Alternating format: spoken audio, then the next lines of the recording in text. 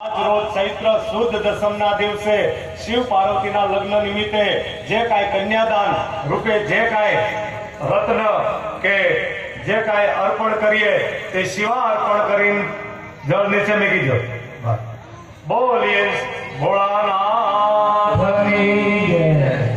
તો હવે 4 મંગળ અને 4 મંગળના દાન તમારી ઈચ્છા પ્રમાણે આપી શકશો. પહેલું મંગળ